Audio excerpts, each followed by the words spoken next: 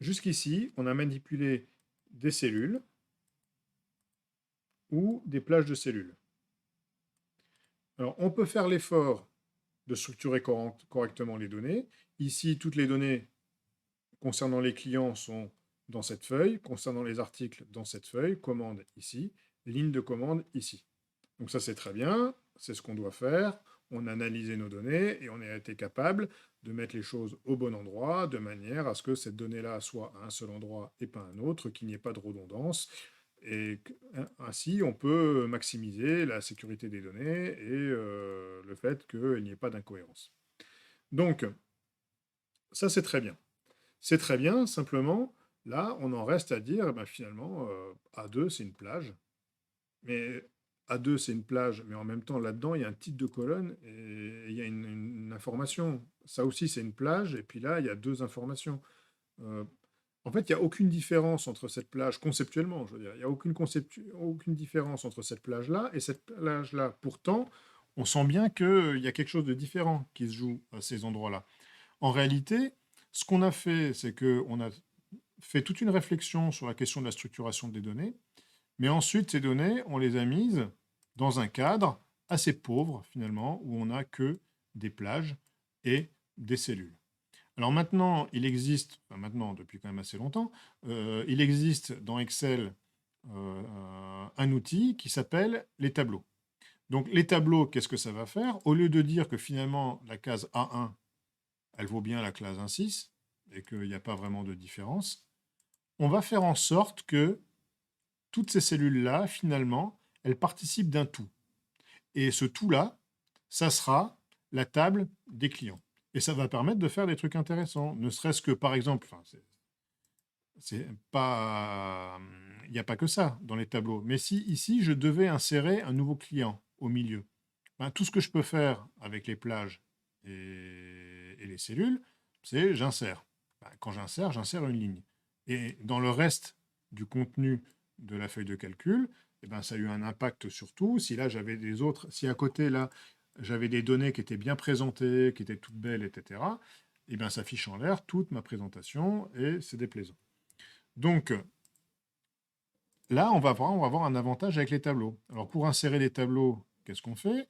On insère un tableau, donc on se met quelque part dans n'importe quelle cellule. On insère le tableau. Automatiquement, il en détecte les bords. On clique bien sur le fait que le tableau comporte des entêtes, hein, donc ça sera le nom des colonnes. Donc finalement, là, quand on va faire ça, la colonne, le numéro client, là, ici, num client, il n'aura pas le même rôle et il ne sera pas à égalité avec le A en dessous. Excel lui donnera bien un rôle différent. Donc là, je fais ça, et qu'est-ce qui se passe? On voit tout de suite que les choses se colorent et prennent un statut un petit peu différent.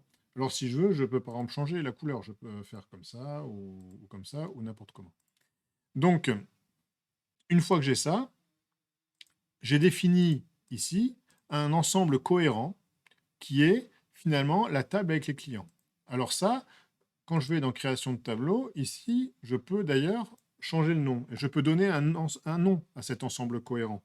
Ici, c'est la table des clients. Alors ce qui devient intéressant, c'est que quand j'insère maintenant quelque chose, je ne vais pas insérer à partir de là, je vais prendre la ligne ici et je fais insérer avec le menu contextuel. Et quand j'insère, on voit que j'insère pas pareil. J'insère plus des grandes lignes et des grandes colonnes, j'insère juste des lignes de tableau et des colonnes de tableau. Donc là, si je veux insérer par exemple une ligne de tableau, qu'est-ce que je fais? J'insère.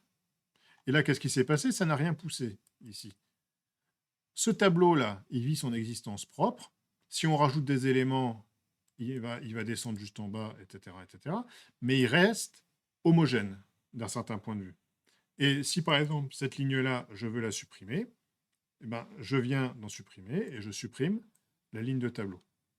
Donc ça, je peux le faire avec d'autres tableaux. Par exemple, article, ici, je peux aussi faire insérer tableau. Ce tableau-là, je peux lui donner un autre nom, parce que c'est la table finalement des articles.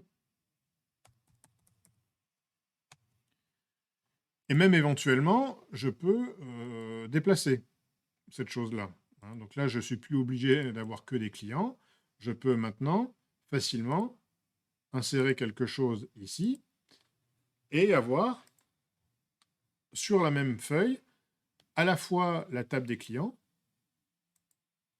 et la table des articles. Ici, tes articles, ici, tes clients, qui sont facilement identifiables et qui ont un rôle et qui ont chacune une existence propre. C'est-à-dire que de la même manière qu'avant, si ici, je veux insérer une ligne ici, ça n'aura pas du tout d'impact sur la table des clients. Il y a son existence propre, et ici, par exemple, je peux rajouter l'article numéro 6 et dire qu'ici, je mets du dentifrice. Et si là, je veux supprimer Jacques, qui est sur la même ligne que le dentifrice, ou si je veux supprimer le dentifrice qui est sur la même ligne que Jacques, alors il me suffit d'attaquer le tableau considéré, je supprime la ligne, et ça n'a pas du tout d'impact sur l'autre tableau. Donc là, on voit bien que j'ai créé des ensembles un petit peu homogènes qui sont très pratiques pour enregistrer des données, tout un tas de lignes de données, mais sachant que si les choses sont bien structurées, avec des recherches V, des choses, etc., je vais continuer à réussir à récupérer des informations partout.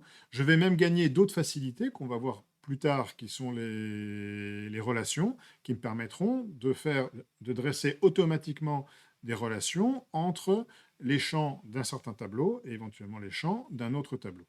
Voilà. Alors ensuite, comment les choses fonctionnent? Il y a aussi des facilités, c'est que si je veux rajouter par exemple un nouveau client, hein, ben là j'ai qu'un maître D, D il s'appelle Martin, comme je l'ai mis à la fin, automatiquement, c'est intégré au tableau. Si je voulais une nouvelle colonne, j'écris ici le nom de ma nouvelle colonne, j'appuie sur Entrée, ça me crée une nouvelle colonne, sans que ça pose de difficultés. Toutes ces choses-là restent bien sûr complètement indépendantes de l'autre tableau.